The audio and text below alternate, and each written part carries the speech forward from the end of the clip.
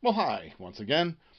This, believe it or not, is the 14th episode in my series of stories and lessons learned about the stroke that I had and my journey to recovery.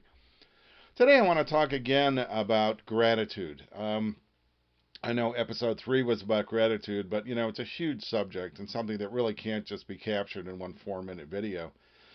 Today, what I'd like to focus on is gratitude for caregivers specifically, and even more specifically, in my case, my wife, who has done so many wonderful things for me and continues to do so on a daily basis.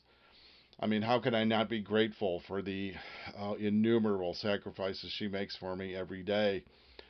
You know, um, if you're married, your wedding vows may have included something like richer and poorer, sickness and in health, and better and worse.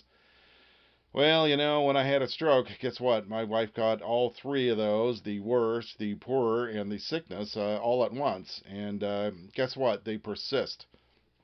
There's no easy way to get around that. But I think when we talk about recovery, especially from some sort of injury or illness, some chronic condition like that, we focus a lot on the patient, which of course is necessary, but I don't think there's enough emphasis put on the importance of the caregivers, the people in the family who have to make so many huge adjustments.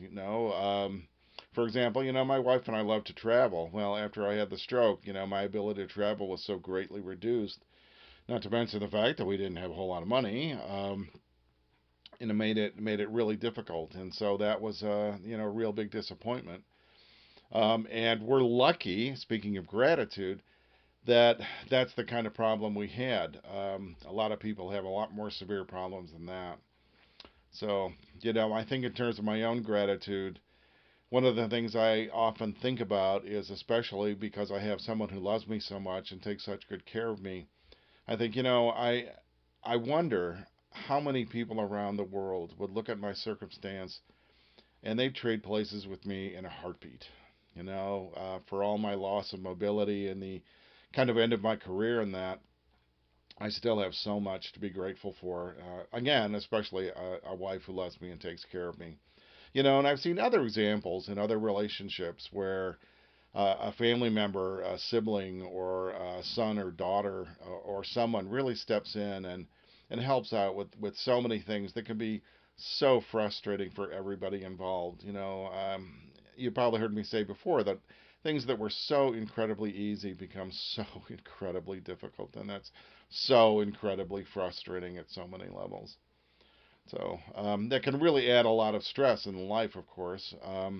But I think one of the things that gratitude can do for us is really inspire us to realize that even in very unfortunate circumstances, there are a lot of fortunate things happening in our lives. So it's really important to keep that in mind because that can inspire us to feel differently about a situation, and beyond even inspiration, it can lead to motivation. For example, in my case, I look at the sacrifices my wife makes, and I not only thank her for it constantly, but the best way I can express my appreciation and gratitude for her is to try as hard as I can to recover every single day, which I do. I'm not always up to it. I'm not superhuman. I get tired and frustrated, and you probably heard me say that there are days when I'm in so much pain. I just, I just don't want to do anything.